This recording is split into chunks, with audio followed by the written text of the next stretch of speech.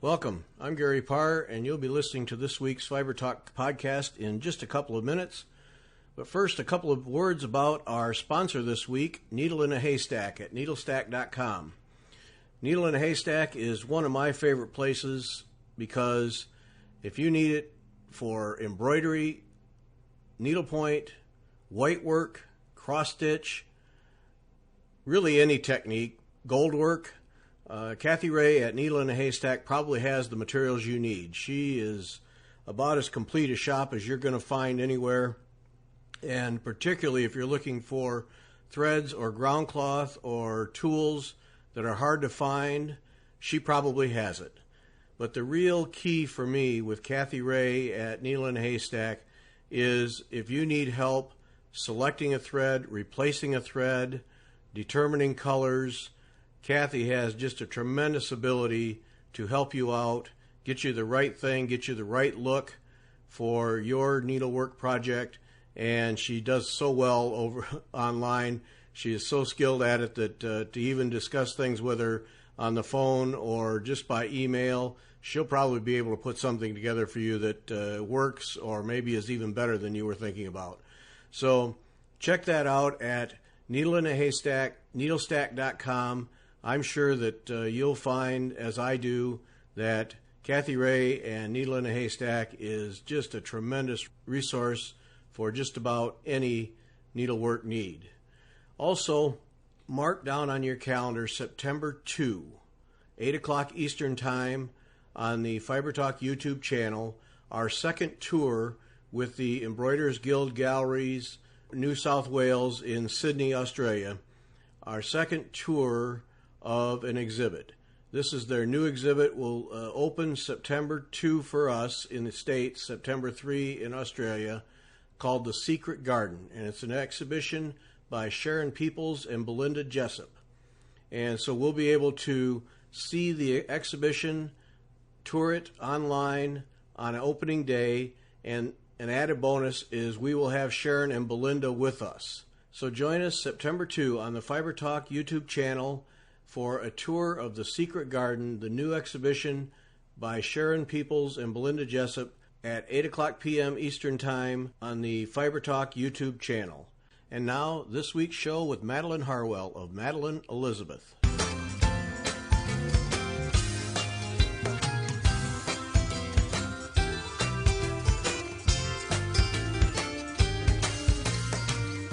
Welcome back. I'm Gary Parr, and you're listening to Fiber Talk, the twice-weekly podcast for needlework artists.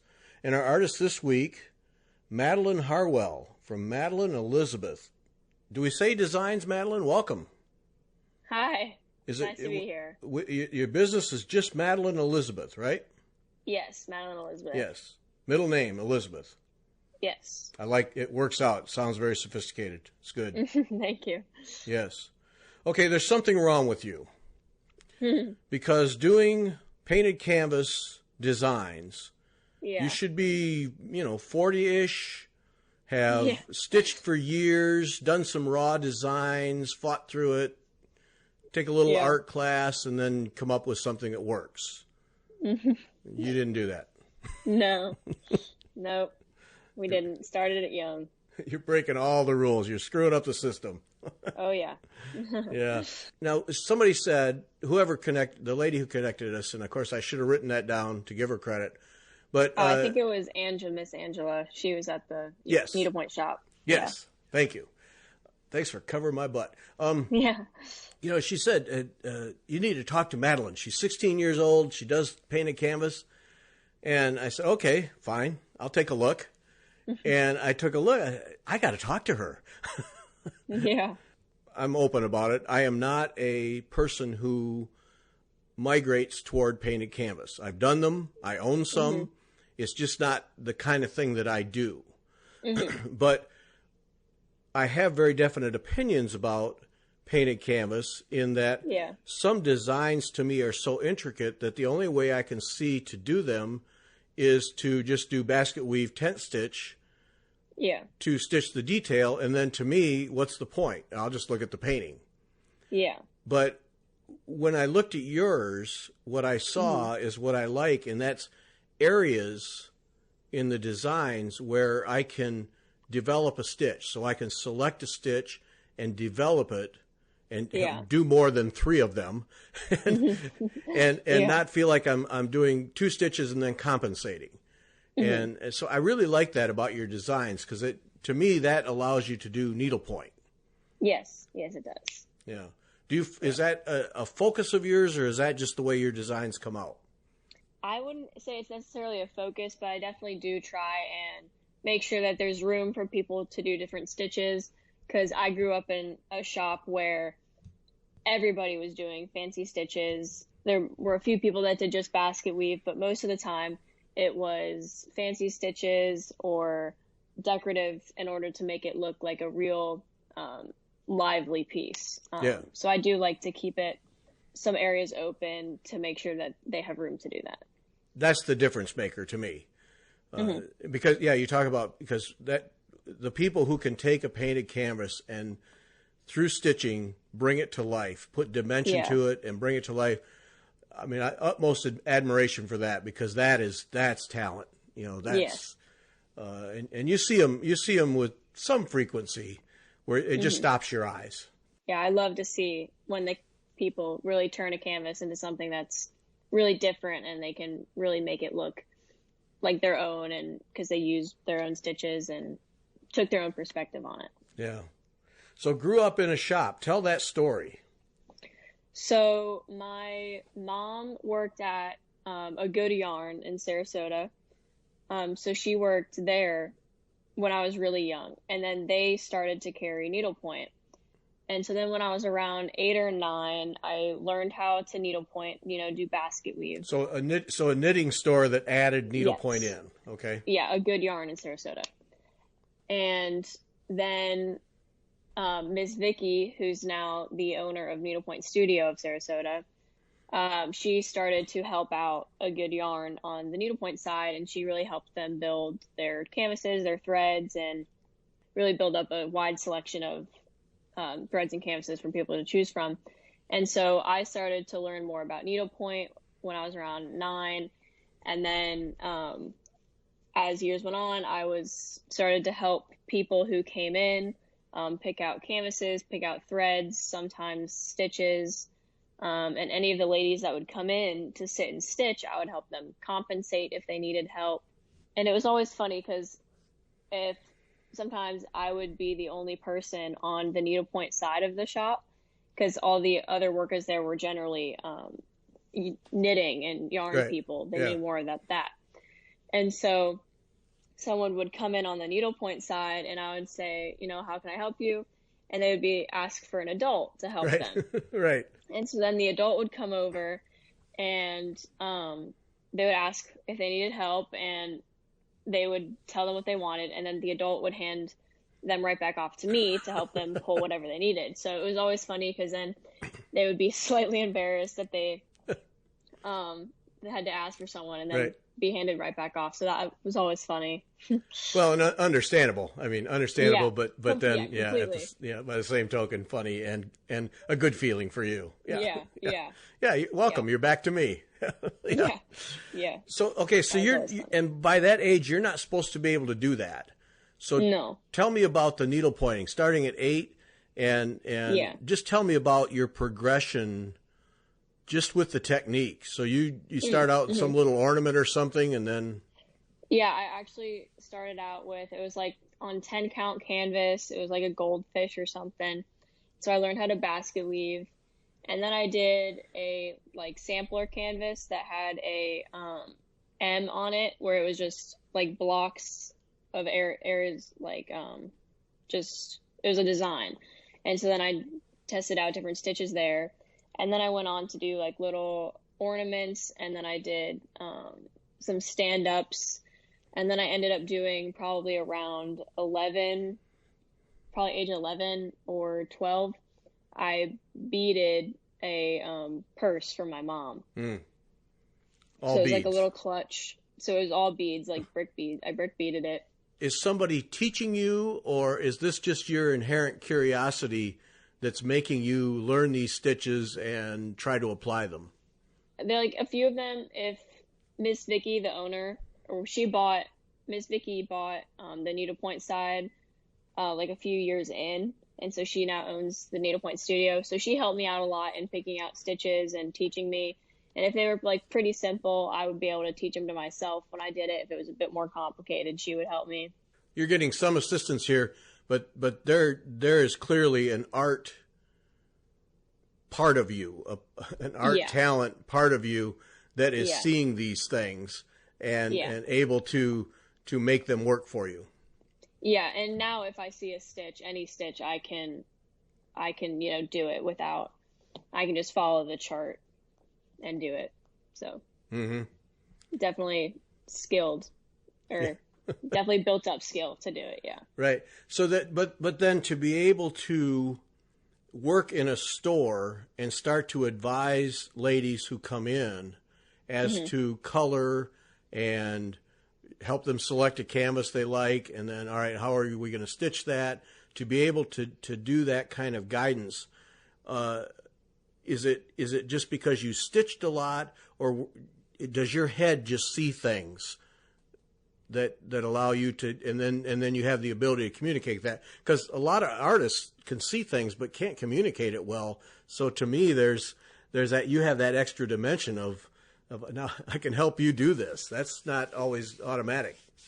I mean, color, I always loved color, so I was always pretty good at helping people pick out any threads and matching whatever texture they needed. So if it was like, if they needed a fuzzy thread for an animal or more of a shiny thread or sparkle or whatever, I was pretty good at being able to pick those out.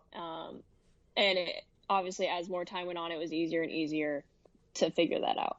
Now, along with this, then, I assume in your schoolwork and just in your personal free time, that there's an art element going on, drawing, painting? Yeah. So for school, I take art classes there. I'm constantly doing art at home. Are you that kid? Are you that kid in school who can create anything out of anything? Yeah. Yeah. Okay. All right. Yeah. I know you. Okay. Yeah. Constantly doing art. Yeah. For sure. Yeah. Bonnie Harwell was ours. Yeah. But no, I mean, and I don't, not a negative thing at all. Utmost admiration, because she was the one where if we needed a mural on the wall, or you needed a poster, or needed something for the school play, Bonnie can do it for us, and that's a cool place to be, quite frankly. Yeah. Yeah, it is. Because I can do stick figures.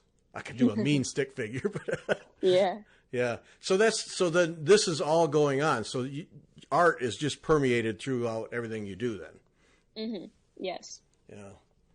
And but then what is it about the needlepoint that has it emerge?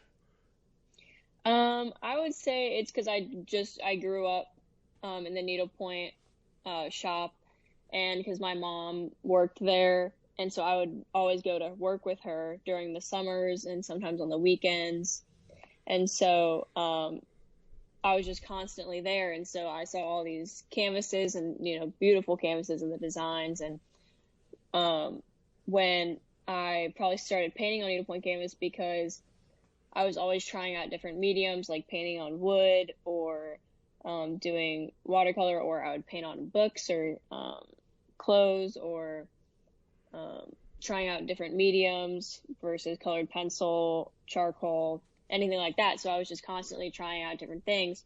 And so one time I was like, well, maybe I'll paint on a needlepoint canvas. And so the first few canvases actually in my line, like around the first 5 or so, it was just me painting for fun. And I wasn't necessarily planning on stitching it. I wasn't necessarily planning on making the line, but I painted them just for fun. And then we thought, oh, well, what if, we started selling them? And so that's how that really got started. Oh, okay. So this was just to you another place to paint? Yes. Okay. Yeah. Does your mind see threads as another form of paint or charcoal or pencil? Definitely, like when you're stitching, picking out threads definitely is a factor in, painting painting the canvas while you're stitching.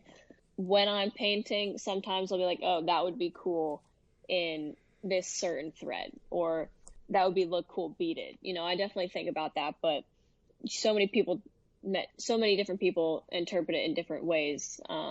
There's so many different ways for something to end up stitched. But your mind does see that. Yes. Yeah. Okay. Mm-hmm. All right. So then you start painting these canvases. What were your first designs?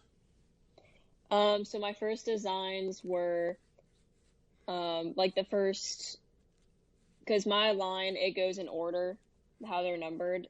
And so the first few ones one of them was a flamingo, and most of the beginning it was just an animal in a background. And so there was a flamingo, a peacock, a deer where its antlers was shaped in a heart. So that one's used a lot for wedding dates. Mm-hmm. I had an aurora borealis scene. I had a sloth. So the beginning ones were just like animals and just testing out, figuring out how to paint on the canvases, and pretty simple. So those were your early ones, like that flamingo. Now I would think that would be a later design. So you right out of the gate, you had perspective and proportion and all those things pretty well nailed then. Yeah. Because at that point I had been doing art as far as drawing and painting for 1 to 2 years. So I already had somewhat of a handle on as like proportion and perspective and everything like that. Yeah. Tell me about the painting process. Latex paint, thin it out, because people always wonder how do you paint canvases? Yeah, I use acrylic canvas. The quality of the paint ranges generally. Right now I just use Liquitex acrylic paint, and it's not very expensive, and it really works for painting the canvases. The design process is sketches and then apply it to a canvas, or sit down at a blank canvas. I mean, how do you go about that part? So it kind of probably ranges between different canvases. So if I just want to paint a canvas that day, I'll cut a random size from the roll, and I'll just pick an idea off our list and paint. Sometimes it's a bit more planned out. I'll sketch them out on my iPad using an app called Procreate. I'll sketch it out. I might lay some color down and figure out the colors and everything like that, and then I'll go ahead and directly paint it on the canvas. I generally don't I don't sketch it out on the canvas beforehand, so I don't use pencil or anything like that. I used to do that, but now I have a bit more confidence in just going straight in with the paint. So the iPad is playing a role, an increasing role in your design? Yeah, if some of them are planned out and some of them aren't. Normally, if it's just a canvas where I just want to paint a certain animal, that doesn't really go into much planning. But if it's for example, if it's a quote, I'll definitely beforehand sketch out where the words are going to be so that I can make sure that a word isn't cut off and I have enough room on the canvas to make sure that all the words fit in correctly. Mm-hmm. So the iPad does definitely help with planning and sketching out the more complicated designs. Powerful tool there. Yeah. Yeah. Yeah, I love it. The designs, now I thought you would say to me that your early designs were words or quotes or whatever, and that you had progressed into the animals, but it's really the reverse for you. Yeah, I started, I think at the beginning, I definitely had a few quotes at the beginning. I had probably 3 to 4, and then because I really just try to keep a variety of canvases in my line, between animals, quotes, scenes, tiny, small versus big. I try to keep a good variety so people have options to choose from. And so also as far as lettering goes, I hadn't yet started lettering too much. And so then I was just starting to do more calligraphy in and of itself, separate from needlepoint. And then once I figured out and got good at it off of Needlepoint, I was able to do it on Needlepoint. Ones with quotes and words and stuff seem to be very popular these days. Popular sellers for you? Mm-hmm. Yeah, they are. Yeah. Yeah, it's interesting to me that because a lot of designers do them, and I figure they must be doing them for a reason. They must sell. Yeah. They do. It's few of them we have a hard time keeping in stock. Oh, okay. Yeah. So when does it happen that you sit down with mom and dad and say, I think there's a business here? It was probably, well, what happened was when we figured I was painting more canvases for fun, we figured, well, what if we started selling it? And the owner, Miss Vicky, her daughter, Stephanie, actually has a Needlepoint line as well. Her line is Oasis Needlepoint. And so we're like, well, what if we started if she distributed me? So we went to our first market in March with her, and we figured, we'll try this out and see if it works. And so it did. And the market went well, and then we figured that we'd go out on our own. And so then the next Dallas market was our first solo show. So it really all happened very quickly, and yeah, it happened very quickly. Yeah, obviously it did. Yeah. Yeah. But you had someone that really kind of eased the entry into the business for you. Mm-hmm. Yes. Yeah. Made it at least you weren't doing it absolutely cold and blind. Yeah. Yeah. Yeah. Well, that's certainly helpful. Yeah. So then it's so you have some success. You're selling some canvases. Then what's the progression from there? Because you sell to shops only. Yes. So now it becomes a business structure because now you got to deal with shops. You got to be able to provide inventory. You got to have inventory.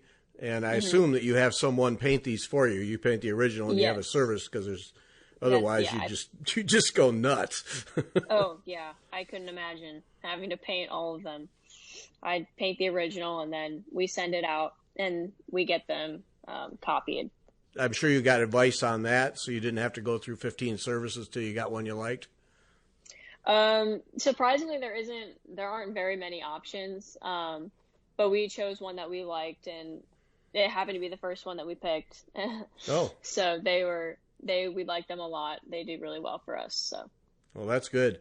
Now, when you get a batch in, I assume that's you open the box and go through and make sure they're all done properly. Yeah. Yes. Yep. You got to check them to make sure that they're painted. There's been a few times where there's a little discrepancy, but if it was small, I was able to fix it, and other than that, we haven't had major problems. Yeah. So we were pretty lucky. Yeah, that's a plus right there. Yeah. Yeah. Huge plus. So then, I mean, obviously you have school. I trust that you have a social life of some kind. Yeah. Yet you're doing this business.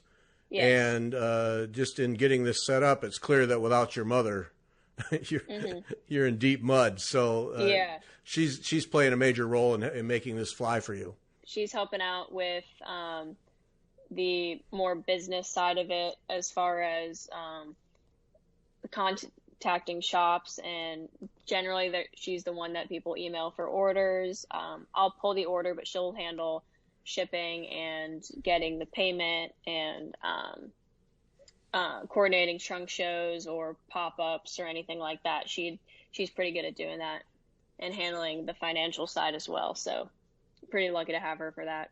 Yeah, I'll say. Yeah. Yeah. Because that's any artist once they start the business. I'm sure they can all tell you that the time to be an artist gets diminished considerably as we try to do the business aspect. So yes. So that for you a huge plus then. That frees you up to be an artist. Does. Yeah. Yep. Frees up more time for painting, school, and social. So how does the structure work? Regular meetings to make sure you guys all stay on track, or is it just kind of an ongoing thing? Or mom, you take care of this. I don't want to hear about it. It's generally pretty structured. Like we don't have like, oh, every Wednesday we're going to have a meeting. It's generally come and goes as far as, oh, Madeline, we need to talk about these trunk shows that are coming up and how we're going to handle that, or how we're going to handle pop-ups or anything like that. So it's a pretty go with the flow as far as when we talk about things, where we talk. Like, it could be any room in our house or on our way to school, or anything like that. It's pretty nonstop talking about it. So yeah. Now is Dad say that's your problem, I don't want to hear about it, or is he involved to some degree? Because he's entitled to just say, I don't want to. Yeah, he definitely helps out with part of the financial. He's mainly just the financial side. He helps Mom out with that. So he's not too far involved, but just enough to where he can pretty much understand what we're saying and trying to do. So yeah, no, I got a feeling if I was in that position, it would just be you ladies handle that. I'll be fine. Yeah. You've put out 2 lines of canvases to this point. What is your structure there? Are you constantly putting them out, or do you set some target dates where I want to have half a dozen designs by this date for some kind of an event, or to make a new introduction? Well, because it's everything, whenever I come out with new designs, it all gets added. So it's just one line. And so so far, I've had 3 markets. The one with Stephanie in March of 2019, and then our solo debut in Dallas, which was in September of 2019. And then the March market of 2020 was canceled for the in-person. So everyone just did it online over Instagram and putting out all their new designs. And as far as the number of canvases, I try to shoot for a solid amount of canvases. So anywhere from 30 to 50 is generally what I shoot for in canvases. And so right now, because there's markets every March and September, and so right now I'm shooting for about 40 for this new one. I have right now about I'm very close to getting the 40 canvases. To have 40 new canvases for the next 40 event. New canvases, yeah. So then I'll have a total of about 130 canvases. You're just a little machine here. Yeah. So I had 50 released in March, and then slowly the numbers have gotten bigger, because at the beginning I wasn't making as much, but now we're working them out. So yeah. Now that Dallas one, that's Debbie Woodard's show, right? I believe so. Yeah. I'm not quite familiar yet with the names of everybody. Yeah, I think it's the Painted Pony, Debbie Woodard, Painted. Yeah. Mm-hmm. One of my favorite ladies. Yep. Fun. That must have been a fun show. Those always look like a great time. Oh yeah, they're very fun. It's always set up very nicely, very smoothly. Yeah, it was really fun. Now, and then you guys have had to learn the whole exhibit thing too rather quickly. I mean, set up and design a booth and. Yeah, that was a lot as well. Yeah. Yeah, we figured out how to get everything hung up on the walls, because you're in a hotel room, so you can't really make any permanent right. Like fixtures to the walls. So it's all temporary, and you have to put it up in a day and take it down in a morning. So it's all very high energy, go, but it was very fun. You've done what, two shows, so this probably isn't even a fair question, but having enough inventory on hand, these are cash and carry shows, so having enough on hand, that's got to be tricky. Yeah, I didn't really handle like inventory or anything like that when I was with Stephanie, but for the Dallas one, since we had separated from Stephanie, we didn't have much inventory. So most of our sales for Dallas market was orders, because then we had to place an order with our painter. But for the March market, we were able to have inventory beforehand, and so we were able to judge it pretty well. The only times we ever have issues is the best sellers, because you never know what the best seller is going to be, and that one we're always way under on. So yeah, well, I don't think anybody can predict that. No, Yeah. Yeah. And then one that doesn't sell at all next year, everybody wants it. Who knows? Yeah. Yeah. We've had that happen. Yeah. Yeah. I'm sure of that. Yeah, I'm sure of that. Mm-hmm. Yeah. So Yeah. now you got to have a workspace. So how much of the house have you carved out for yourself? So at the beginning, when I was just starting out, I was in my living family room, in a corner with my desk. And then it was getting to be a lot. I had a lot of art supplies. And so my brother had moved to college. He was in college. And so I evicted him from his room, and his room is now my studio. And so I have my art desk in there. I have all my shelves, just all my art supplies. The closet's filled. I mean, I moved in to his old room. So Now, when he comes home, does he sleep on the couch or what's? we have a guest room. The poor guy. Guest room now. Yeah, yeah. But he's graduated college. He lives in Dallas now. So. Oh, okay. So now you don't even have any guilt. Right. Yeah. A little bit of guilt, and now zero guilt. Yeah. Correct. Yeah. Well, that's great. So then you have a place where you can set up yourself and have your supplies, and then close the door. Yeah. Yeah, I actually had to make a PowerPoint presentation to get my studio, because they were not taking to the idea of me kicking my brother out of his room. So I made a PowerPoint of why I should have it and the cost of it and everything like that. So that was quite funny, to do the PowerPoint presentation for them to get my studio. So. Well, he is the firstborn. He does get, Yep. some privilege in life. Yes. Yeah. Yeah. Yeah. Poor guy. He goes off to college. Your room is gone. Yeah. Yeah. But he was okay with it. We moved him to the guest room. We moved all of his stuff. So it's okay. Now he's in Dallas. So he has a job out there. Oh, well, good for him. So then, so now I assume, just the way you described it, that the studio's getting a little crowded? It is, yeah. It's getting more filled. But I don't really have anywhere else in my house to go, so we're just going to continue to consolidate, and hopefully the studio will contain me for a few more years. Yeah. Well, yeah, I mean, the cars could sit out in the driveway. There's a whole garage. Yeah, I know. I should make that suggestion to my parents. Yeah, fire up another PowerPoint. You never know. Yeah, yeah. No, that's great that you're able to have that kind of space, because then it gives you that creative space, and you can go in there and be by yourself. And that's very nice. Yeah. Yeah, it is. You're not in a corner of your bedroom trying to make it happen. Yeah, and it's upstairs. So my parents are always downstairs and I'm always upstairs. Sometimes they don't even know if I'm home, because I'll be up there for so long. Yeah. Now, what is the work environment like? Loud music? Have to be absolutely silent? It varies. It depends on the day. Sometimes I'll be listening to music. Other times I'll watch. I'm currently watching NCIS on Netflix right now. Mm-hmm. It's my new favorite TV show. I'm currently on season 14. There's so many seasons, but yes. I will binge NCIS while I paint. So, okay. Yeah. Yeah. Well, my wife and I watched it from day one. So. Yes. Yeah. Yeah. I know that. I know the addiction. Yes. Yeah. Well, that's great. No, that's good for you. That's terrific.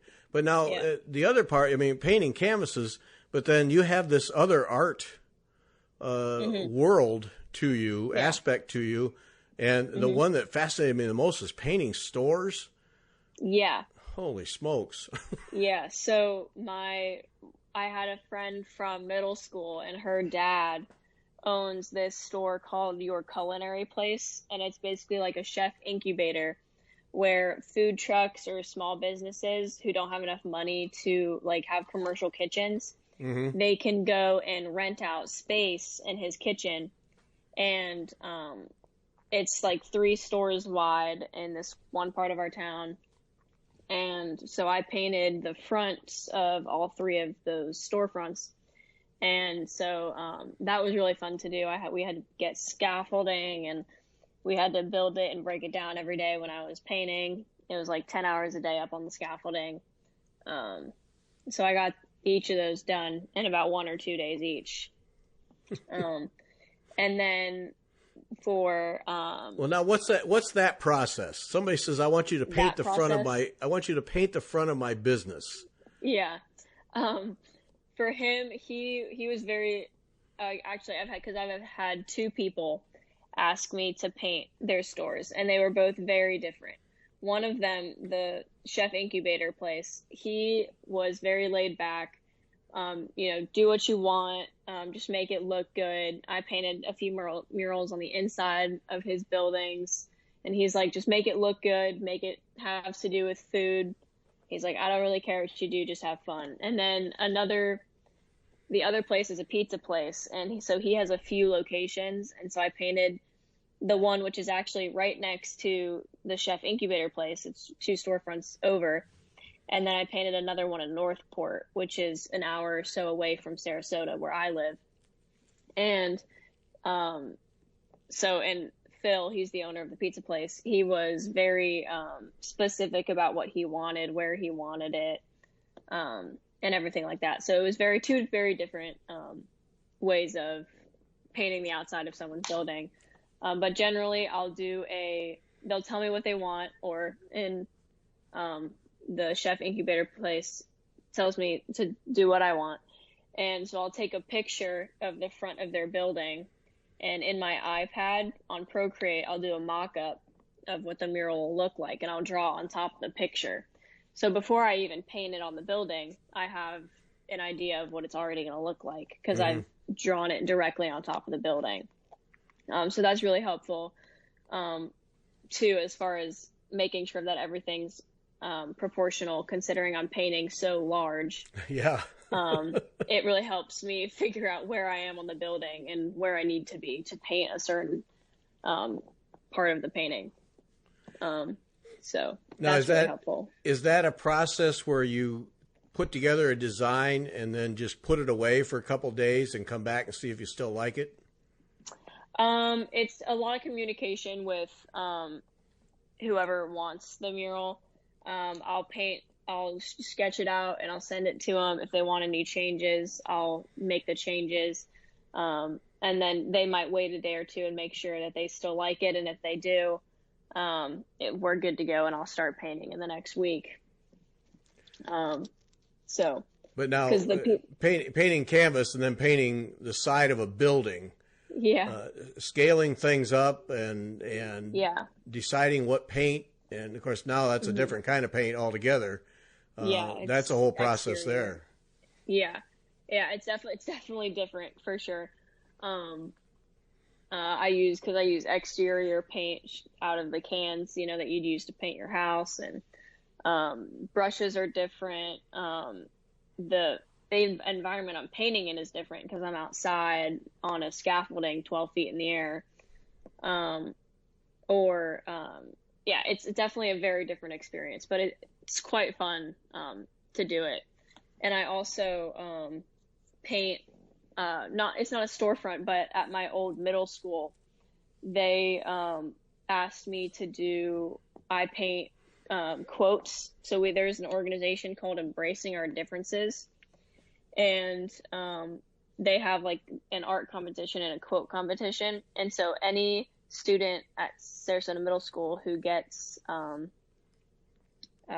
quote selected, their quote gets painted on sides of the buildings. And so I'm the one that paints the quotes. And so I have to figure out how I want to lay it out, what fonts I'm going to use. And then I go in every Tuesday after I go to school and I paint quotes on the sides of the buildings for volunteer hours. Oh, okay. And so that's really fun to do as well, because I get to see all of my old middle school teachers. Sure. I get to work with them when painting. My art teacher, I still talk to him all the time. So that's fun. Yeah, so it is. When you put these designs on a building, do you do you freehand it, or do you actually go and draw lines to paint within the lines? Yeah, I definitely on the building sketch it out first to make sure that none of the picture is skewed and that all when I'm doing the letters that the lines are straight, the letters are straight. So when I'm at my middle school, I use chalk to sketch it out. And when I'm doing my murals on storefronts, I just use a pencil because I end up painting right over it anyway, or it's high enough up where you can't see it if there's a pencil line right outside the paint. So I use a pencil for that. Is that the kind of work you enjoy doing, or is it just a nice diversion? Yeah, I love doing painting on the outsides of the buildings. It's really fun. And it's really fun to do that. You do it all by yourself, or do you get friends and neighbors to help? Oh, I do it by myself. Sometimes when I go to SMS, my middle school, I'll bring a friend along, and they'll just fill in letters that I've already outlined for them, and they'll help me out. But I definitely do the major part of the work for the middle school. Yeah. And then the other one that intrigued me was the international rowing competition, the banners for those. Yeah. So that was when I was in middle school, and in Sarasota, we hosted the World Rowing Championship. And so every elementary, middle, and high school, each school got a different country. And so my school, we actually got 2 because there were some extras. So we got Russia and it was quite funny because Russia is so big. And then we got like this tiniest little country in Africa called Benin. And so one girl at my school did Russia and I did Benin. And so we drew out this flag, which just like a banner, a picture representing their country. And Benin was known for like their fabrics, and they live in these huts on rivers. And so I made their and then most of the time, most of us put like rowers in the water. They wanted to have the rowers in there as well. Sure. So I made mine where the rowers were rowing through the water, and the water in the background was their flag, which is like 3 blocks, green, red, and yellow. And then I had it was like fabric. So like the water in the background was like fabric. And so there were all these designs in the background in the water, and it was actually really cool looking, and the corresponding colors were filled in, and then there was the huts with the rowers rowing in front. So that was really fun to do. Yeah. And then they get blown up, like, I don't even know how many times larger, but quite big. And then they were set up along the, where the rowing championship was hosted. Okay. At Nathan Benderson Park, which is the park where the rowers row, I guess. So all of you schools, your work is on full giant display then? Yeah. Yeah. That's a good feeling. Yeah, it was really good to see. Yeah. And that was, it wasn't quite new because I've gotten into embracing our differences for the art side of it twice. I got in once in 4th grade. I got in with a piece called Be Unique, because embracing our differences, it's kind of in its name. It's all about unity and equality, and really talking about embracing our differences. And so I got in 2014 for my piece called Be Unique, and then I got in 2017 for one called March to Your Own Beat. And so I'm actually the only student who has gotten in more than once, and there was actually 6,000 entries in when I was in 4th grade into this organization, and then 10,000 entries when I was in 7th grade. And so there's about 40 pieces selected. So wow.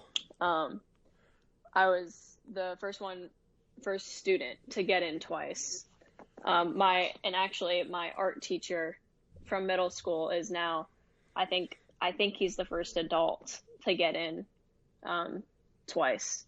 He actually got in 3 times, so we have a competition going to see who can get in the most. Unfortunately he's currently winning, but Well, there's time. There's still time. There is still time, yeah. Still time, yeah.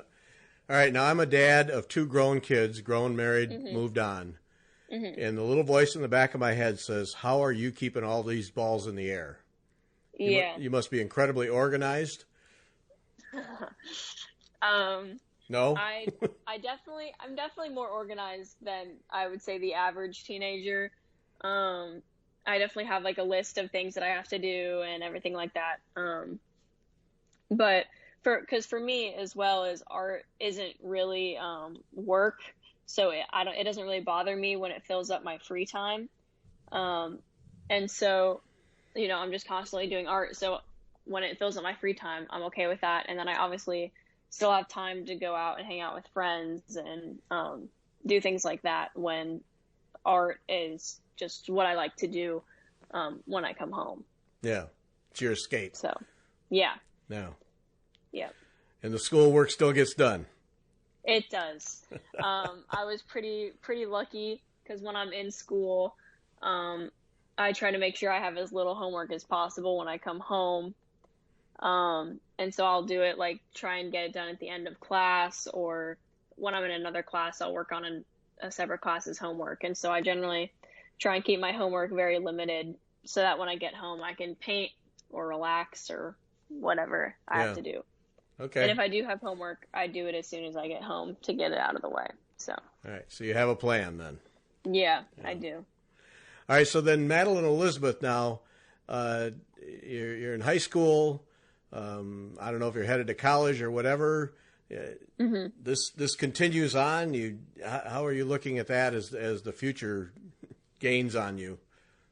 Yeah, it's coming pretty fast. Yeah. Yeah, buckle up.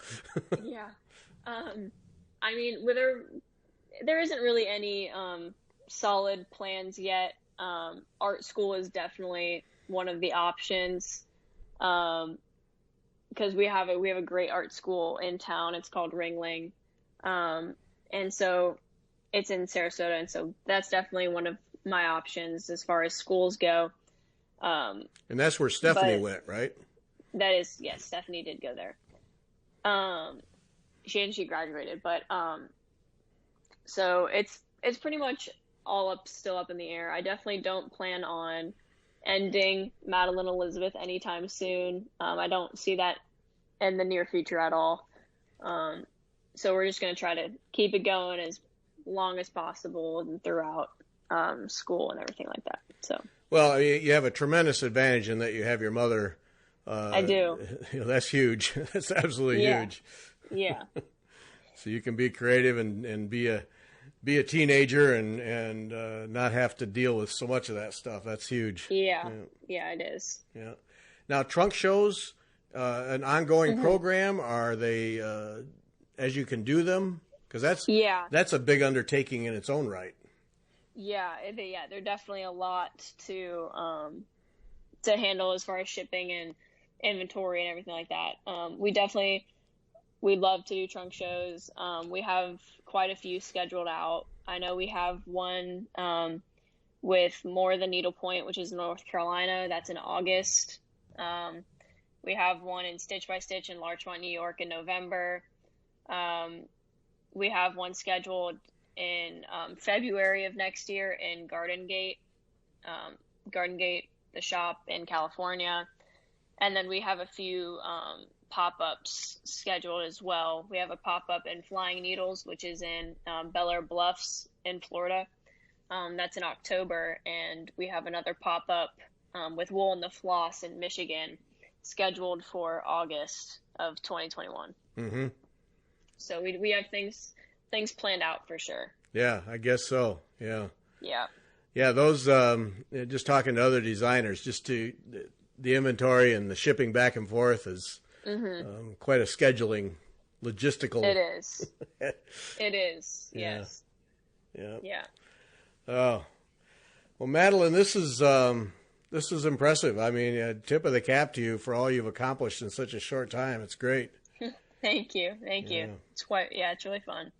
Yeah, well, it's fun, but I just look at as you go through high school and college and all of the skills that you are learning Yeah, it's that a real learning process. I mean, for most kids don't get that till well into adulthood, and you've all these things you picked up, and just operating a business and meeting deadlines and helping customers and so on and so forth is that's a great thing to have in your back pocket, no doubt about it. It is. Yeah, I really appreciate the experiences I'm gaining for sure. So do you still drop in at Needlepoint Studio and help out? We don't go as often as we used to. That's for sure. We're really busy with obviously everything that's going on. We do like to go in every now and then if we have to pick up threads or anything like that, but not too often anymore. Yeah. Now, stitching, are you able to stitch? My mom and the people who it's okay. You just answered the question. You just answered it. I know. I am trying to stitch my one canvas. It's a blue parrot. His name's Bruce. But I'm trying to stitch. I definitely have retired, as my mom likes to say. But I definitely, we have lots of people who help us stitch canvases for samples. This one gentleman, his name's Joe, at the Needlepoint shop, we call it the Joe Project. He was nice enough to pick 5 or 6 ladies and gave them each $100 to buy one of my canvases, get the threads, and they're all stitching up a canvas for me. So I really appreciate a lot of what the customers at Needlepoint Studio are doing for me, because I grew up with them as well. And so they're really supportive, and I really appreciate them for that. Yeah, it's great to have that kind of support. Makes a difference. Yep.